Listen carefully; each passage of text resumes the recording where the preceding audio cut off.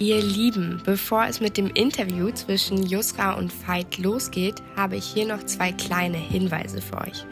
Den Link zu Yusras Buch Butterfly findest du unten in der Textbeschreibung. Außerdem findest du dort auch den Link zum YouTube-Video dieses Interviews, denn falls du nicht so gut Englisch sprechen solltest, keine Sorge, auf YouTube gibt es die deutschen Untertitel dazu. Wir freuen uns, dass du dabei bist und das hörst und wünschen dir ein tolles, inspirierendes Lauschen. Hey ihr Lieben, ich wünsche euch einen wunderschönen Tag da draußen. Herzlich willkommen zu einer weiteren Episode meinem Podcast Seelengevögelt für die Rebellen des Geistes.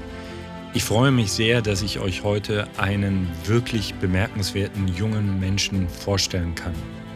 Ich weiß nicht, wie es dir geht, aber etwas, was mich schon lange gestört hat bei all den Flüchtlingsdiskussionen in den letzten Jahren war, dass es immer wieder nur um Flüchtlinge ging, um eine anonyme Masse und dass wir dabei vielleicht viel, viel zu oft vergessen haben, dass dahinter Menschenschicksale stehen. Und eines davon möchte ich dir heute gern vorstellen, die Geschichte von Yusra. Sie ist mittlerweile eine junge Frau, sie lebt in Deutschland. Die Geschichte hat mich sehr berührt, sie hat mich betroffen gemacht, sie hat mir aber auch Mut gemacht und sie hat mir gezeigt, dass wir alle auch Gründe haben, stolz zu sein. Wir haben als Deutsche Gründe, stolz zu sein, dass wir Menschen wie Yusra Raum anbieten, eine neue Zukunft anbieten. Und wir können auch stolz sein, dass Menschen wie Yusra wählen, unsere Gesellschaft zu bereichern. Ich wünsche dir ein spannendes Zuhören und ich hoffe, es verändert deine Sicht auf ein Problem und macht daraus vielmehr eine Herausforderung, die wir alle miteinander lösen dürfen. Guten Morgen, Yusra. Vielen, vielen Dank, dass du dir Zeit nimmst, mit uns hier über dich und dein Leben hier in Deutschland zu sprechen. Danke, es freut mich. Ja. Yusra, ich möchte erstmal einfach für die Menschen, die dich noch gar nicht kennen, so ein kurzes Bild aufmachen. Wie alt bist du? Wo wohnst du? Wie sieht so ein täglicher Tagesablauf für dich aus? Ich bin 21 Jahre alt. Ich wohne jetzt in Hamburg. Ich trainiere in Hamburg. Meine Eltern und Familie sind in Berlin. Ich bin hier in Deutschland seit 4 Jahren, fast 4 Jahre. Und ich bin Schwimmerin.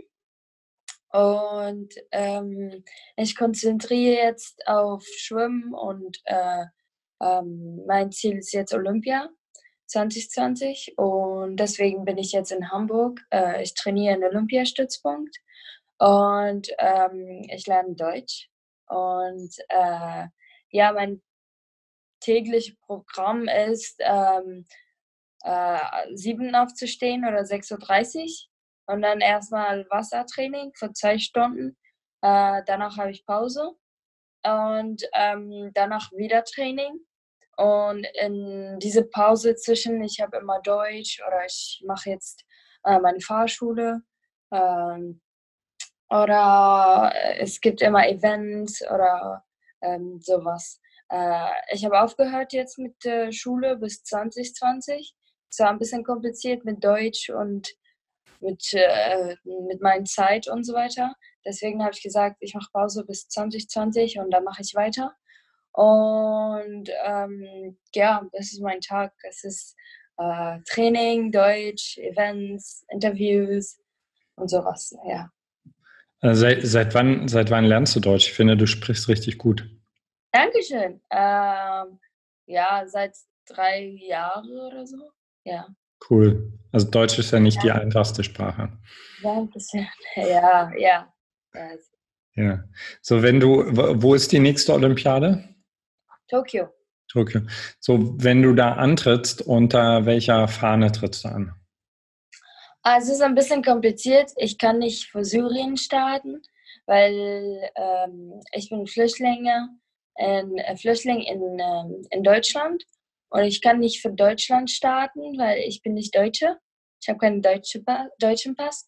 Und meine einzige Chance jetzt ist Flüchtlingsteam, so wie in Rio. Und also wir wissen jetzt, dass es gibt ein Team, aber ich weiß nicht, ob ich dran bin oder nicht. Das wissen wir im Juni. 2020, 2 Monaten davor.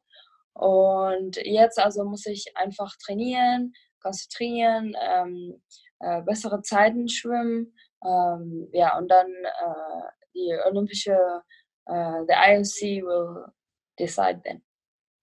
Ich drücke dir die Daumen. Dankeschön. Ja. Yusra, du hast in einem Vorort von Damaskus gelebt und ich würde gerne nochmal zu dieser Zeit zurückkehren, auch wenn ich vermute, du hast schon 1000 Male darüber sprechen müssen. Also, ich war normal, any normal kid, or teenager. Ich hatte ein normales Leben, ich hatte Schule, dann Schwimmen. Das war's, das war alles. Und dann manchmal war ich raus mit meinen Freundinnen oder meinen Freunden und so. Ja, und das war ganz normal. Und dann ich glaube, ich war 13 oder 14, hat Krieg angefangen in Syrien und dann es war harter und harter und wir mussten so immer Wohnungen mieten und so weiter. Okay, I'll continue in English this answer, so I won't mix it up. So we had to rent a lot of flats because we lost our building, and how do you lost it, if I may interrupt? It was bombed. I don't know. I have no idea. But the area was in the war, in the middle of the war actually, and so the building was gone. Like a lot of buildings around us as well. So yeah, we lost the flat, or we couldn't even enter the area. So we had to rent the flat, and like in the range of like 3 years, we had to rent like, I don't know, 5 flats, because also it was expensive. Sometimes they don't, the owners of the place, they also have to choose who they put in their flat. So yeah, it was hard. And my mom worked, my sister worked, I worked in summer as a lifeguard. And we also had my little sister. I took care of her sometimes, and also with school and training. So it was a little bit too much. And then when the war started, it was hard to get out of home. It was hard to know you're safe. So it was just getting harder and harder. Then they started to cut the electricity off. They started to cut the water off. Then, yeah, young men had to go to the army and so on. So that's why people started to flee and to go with their kids, because they were afraid of, not being safe. We didn't know what the future is holding for us. So we decided we're gonna do this trip and, risk it all for once, better than risking it every day. So yeah. So how old were you when you left your homeland? I was 17. Mm-hmm. Yes. And you went all together? No, we went. I went only with my older sister and with two cousins of my dad. Yeah, we left in the beginning, and then we got to Germany, and then my parents came after 6 months. Yeah, we wanted to try to, that I am a minor, to bring them to Germany because I'm a minor. We heard that will work, but when we came to Germany, it didn't seem like it's gonna happen. So we told them come a legal way. Yeah. So how was your main feeling on this journey? I mean, you left your homeland, you left your parents, you couldn't be sure to meet them again. Can you remember these feelings? Yes, I can remember. So it was hard, but my mom didn't kind of stop crying, and it was really, really hard for all of us. And as you said, like, we didn't know if we ever gonna see each other again. So yeah, but at one point you have to get over it, because you also are thinking how to get to the next step. how to get to another country, we had 25 days where we slept on the ground. We were humiliated. We couldn't even get to a hotel because we are refugees. The police hit people. We don't know if we're gonna cross to the other country or we're gonna get stuck, and then they take us to jail. So we had a lot to think about. That's why everything was, in the background for us, like about my parents. But my parents obviously were thinking only about us. So for them, it was really, really hard to, know that every day your kids are, I don't know, crossing a border or getting, I don't know, stuffed in jail, or someone is, attacking us, or that if your kids are okay or not, because we couldn't contact them every day. So yeah, I think older parents can imagine how hard it is, to let your kid for 25 days and hear nothing of them, only when maybe once every 4 days or something. So this is what they've been through. And yeah, for us it was easier because we were busy, thinking about how to survive, actually. So we only thought about it here in Germany, and it was hard for us. Yeah. And also when we came here in Germany, it was still easier for us as our parents, because also I was thinking about how to build my life again, how to get friends with people, how to, I don't know, like the country, all of that. So I think it was way, way harder for my parents. Yeah. So when you had to go from Turkey to Greece, there was an incident with a boat, right? Can you tell us a little bit about this? So yeah,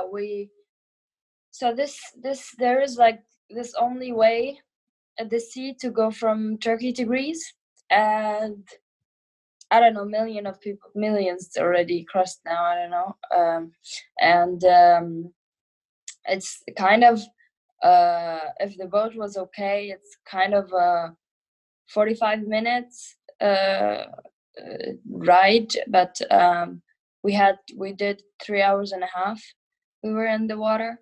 So our boat wasn't stable, and it was really small.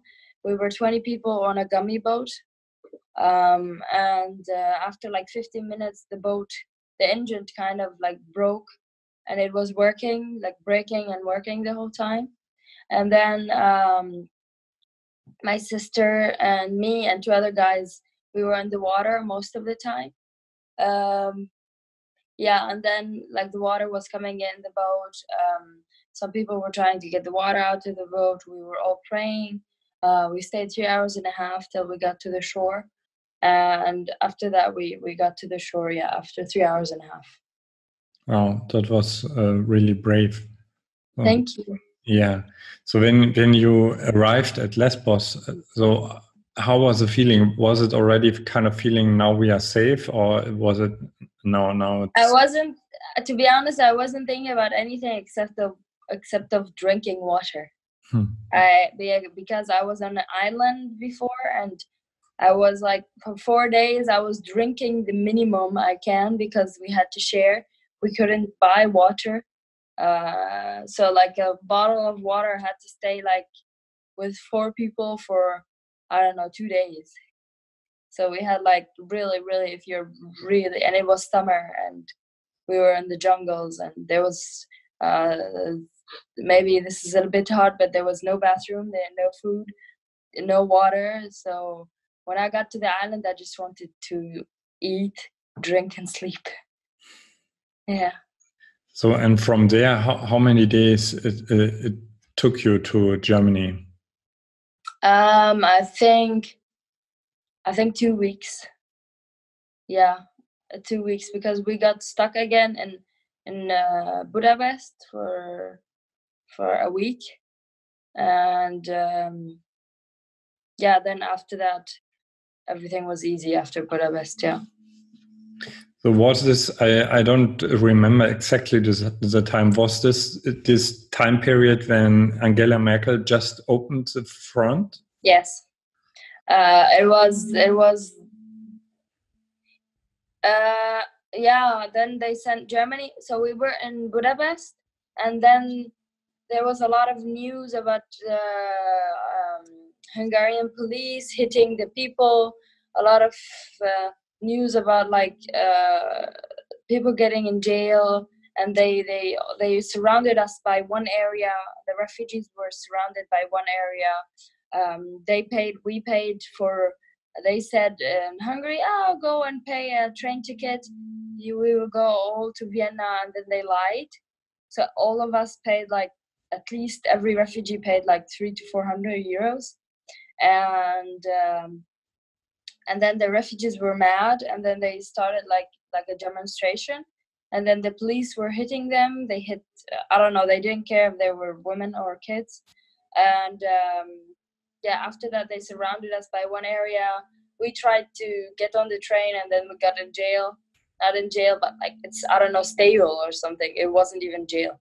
And then they took us to the camp, and then we ran away. And then after that, there was a lot of news. And then once we were trying to go by with a smuggler, and then we heard that there are buses. Actually, Germany sent buses to Budapest to take all the refugees to Germany. There was, and I think only the day we crossed to Germany, it was 12,000 people who just got to Berlin. Yeah. Wow. So you were very lucky. Yeah, and we were the last people to ever cross Budapest or Hungary. It was closed afterwards. Yeah. My parents came across Croatia and so on. No one ever crossed after us from Hungary. We were the last people. Yeah. So I would like to mention to everybody who is listening to this, there's a lot of people in Germany are thinking it was a mistake from Angela Merkel to do this, to open the door. But actually, that we can speak right now is it's a result of this mistake. And for me, it sounds very obviously. I mean, you didn't came to us for economical reasons, right? No, we did not. No. So the thing is that, Syria is rich. We have a lot, and everyone knows that we have lots of gas. Everyone knows that we've been, on the list of the best countries of having tourists. We had more tourists than Australia at that point. And, Syria especially, it's so rich of history, and, it's beautiful. I would never, ever think of getting out of my country. I wouldn't. And, it's not easy to leave everything behind. It's not easy not to have a home. And let me tell you one thing. For one refugee to cross from Syria to here, it's at least 5,000 euros. So it's not cheap. And some people had to, and the difference between, the coin, the Syrian coin, and the euro, it's a lot, which means sometimes it's $500,000 for us to get here, in Syrian, because obviously we work and we get the money in Syrian, not euros. So some people sold their houses, some people, I don't know. And a lot of people here are engineers, are doctors. A lot of people are actually educated. So I'm not saying all of the refugees are good, all of the refugees are angels. No, it didn't seem like all the Germans are good. It didn't seem like, it's the world. It's who we are, all of us. Some people are good, some people are not. So I don't want always to look at the negative side. I'm looking always at people here in Germany who are opening their heart, who are, listening to our stories and really want to help. I've seen a lot of people, so that's why when I hear a negative comment about us and the refugees back, I'm like, you know what? It doesn't matter as long as there are people who still want us here, who are still helping us. So, and to be honest, I've seen a lot of, refugees who are working now, a lot of refugees who are learning German, who are doing their driver license. They're not sitting home and just getting the money, and Syria has opened the door for so many refugees. We once even opened our doors for Greece, which no one knows that, because now they're not the best of treating us right now, and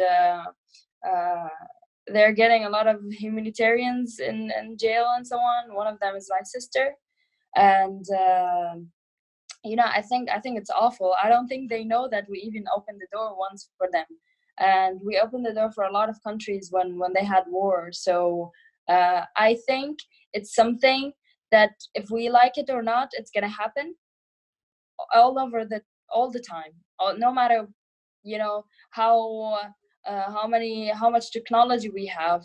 We will always have refugees from all across the world. That's sad, but it's reality. And I think we just should accept that, not every country, if you look at every country, we're not only Germans here. In Syria, it's not only Syrians. In America, it's not only Americans. This is how we raised our country, all the countries. So come on, it's 2019, open up, And this is because it's true. Like, yeah, they're sending back Latin people, and to be honest, half of America is Latin people. Yeah. Yeah. So Yosa, how can you remember the first weeks or months in Germany? So how was it feeling? It's a bit funny because I really hated it. It was cold. So we came here end of August. So it was September. It was getting cold. We were living in a camp. The food was always rice and fish, and I hated fish. We had like money only a month, 150 euros only, and I didn't know anything in the country, so I really, really hated it. And but then slowly I started being okay with it, and then I started searching for a swimming club, and from then it started to get better. But the 3 first weeks, it was terrible, because you're sitting in a camp, you're feeling like you're doing nothing in your life, you're just eating, sleeping, doing papers. And this was the hardest point. We did a lot of papers, and there was thousands and thousands in Germany, and the offices were so small that we had to stand on the line from 12 a.m. to 8 a.m. the next day. We had to sleep there to get to the office to get a paper done. So this was really terrible. I don't want to remember that. Yeah. So it sounds for me that you quite early started again to swim. Is it right? I started after 3 months. Yeah, I think, or less even. Yeah, I think after 2 months or something from coming here, or 3 months. Yeah. So we were in the camp, and there was an Egyptian translator who helped with everything, like everyone. And then we told him that we are professional swimmers, we want to swim.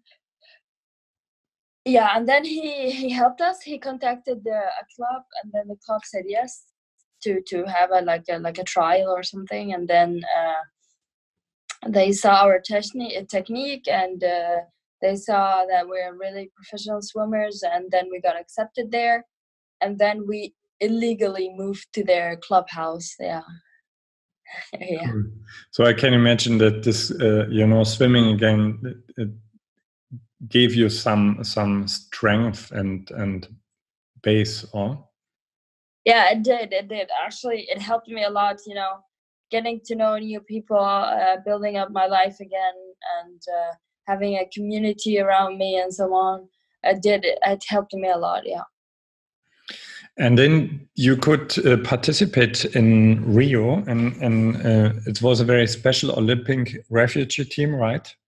Yeah, so it was the first ever refugee Olympic team, and it was a bit crazy because in the beginning it was just, we contacted the ISC because we needed kind of a fund, because we didn't have any money. I couldn't do anything for swimming, and then they said there's a program for refugees, and then I got a scholarship, and then they were like, yeah, your name is on the list.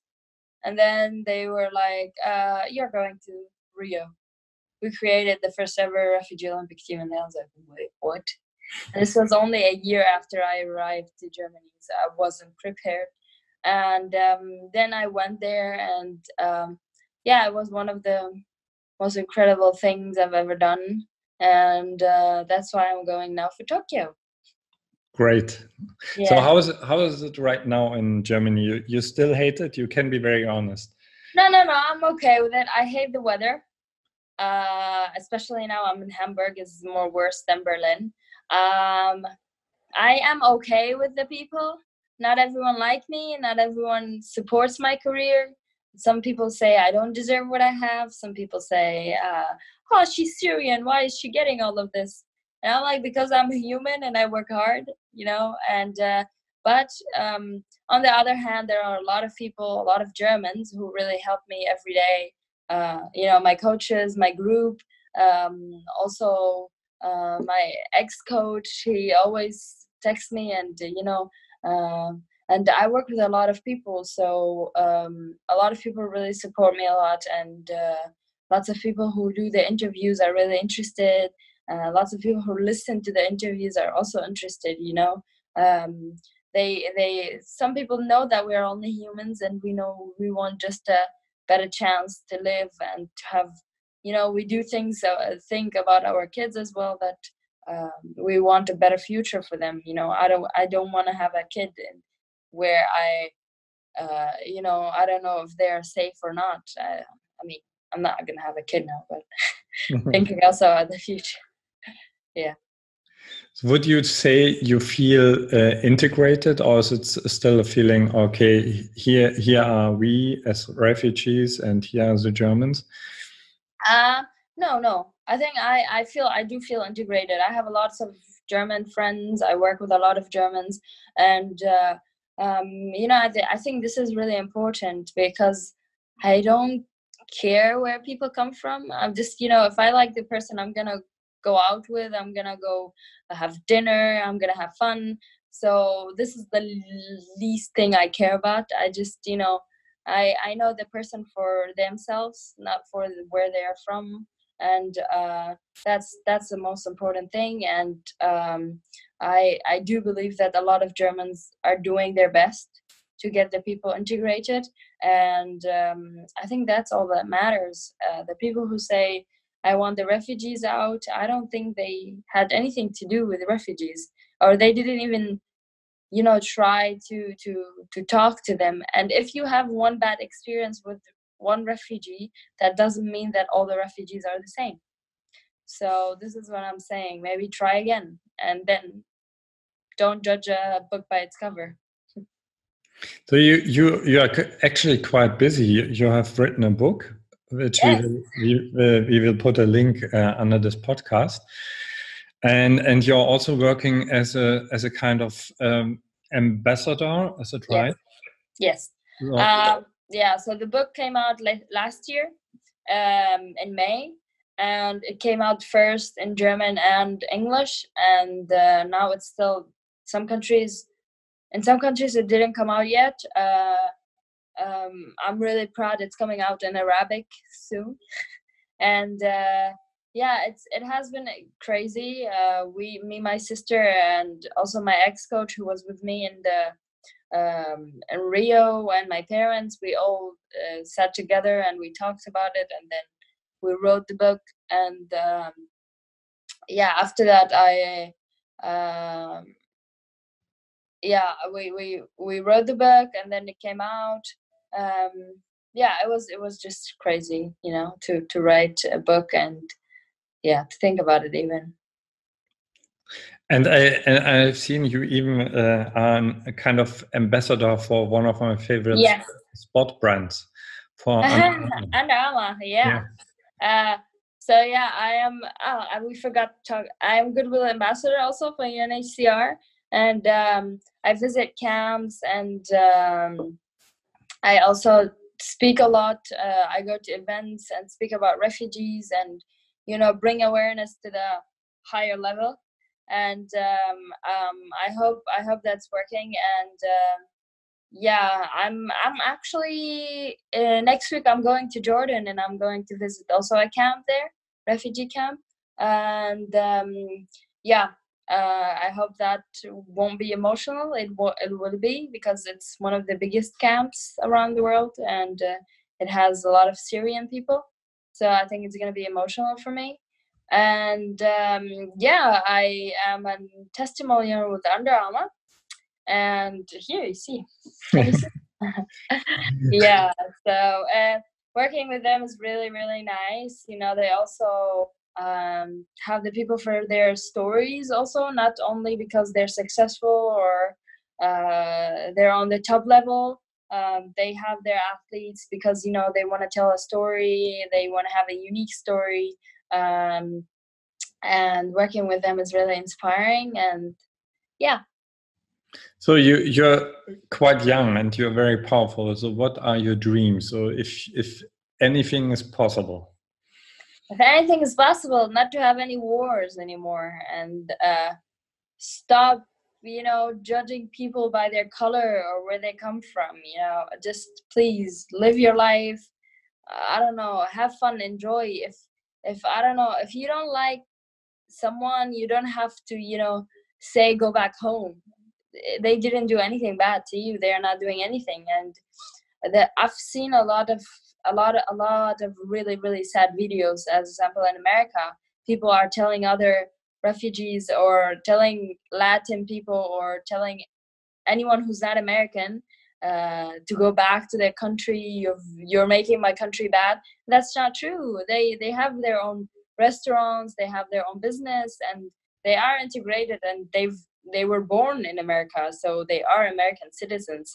If they're not white, that doesn't mean they're not American. And I find it really, really sad, and I think it's happening all over the world, not only in America. And if I have one power to really change everything, just to end the war and end this thing of saying get out of my country, I'm sorry, it's not your country only anymore. It's, you know, it's also now home for us, and we're trying our best also to make your country better. So maybe think about that as well. Yeah. So let us assume, Yusra, that I know, you know, mainly our audience, they are very open-minded, good-willing people, but let us assume that right now some people are sitting here which are still scared about refugees, scared about future, what will happen in Germany. Do you have a kind of personal message for these people? I want to say, if you are scared, like if you're 1% scared, we are 100% scared, because remember, we are the new people. We are who came here. We don't know anything here. We have to learn a whole system. We have to learn a new language. We had to get out of our comfort zone. We lost everything. I don't have a house anymore. I don't have my childhood pictures. So what we are asking you to do is not that hard. You know, you still have your home, your friends, your family around you. Some people here, some teenagers here are alone. They don't have their family, and their family are still in Syria. And this is hard. And what I'm asking the people is just to open up, you know, to just try before you judge them. And they're really nice people. Syrian people like to have fun, and they will even cook for you Arabic food and all of that. So I think we should really just open up, and even Syrians, they should open up, because I think they're also afraid of, you know, getting to know new people. They're afraid that, you know, they're Germans, they don't want to talk to me, they don't want to get involved with me. So I think we have to work on both sides. But I think what Germans can do is way easier than what we had to do. And just, guys, think that this person have come a long way to reach where they are today, and they almost died. Each and every person, they decided to risk their life to do this trip. So no one is here for money. I'm 100% sure no one is here for money. Yeah. Yusra, I thank you very, very much, not only for your time, but also, you know, that you show your heart and your life so clearly. And I hope a lot of people on both sides will listen to your message. And Thank you. It was my pleasure talking to you. Yeah, and I cross my thumbs for Olympic in Tokyo. Thank you so much. Thank you. Thank Lovely you. talking to you. Yeah, have a good day. Thank you. Bye. Bye. Das war eine Folge aus dem Podcast Seelengevögelt für die Rebellen des Geistes. Danke für dein Zuhören. Wenn dir die Folge gefallen hat, dann bewerte sie total gerne und abonniere auch den Podcast. So bleibst du immer auf dem Laufenden und verpasst nichts. Wir freuen uns auf dich und danken dir, dass du dabei bist.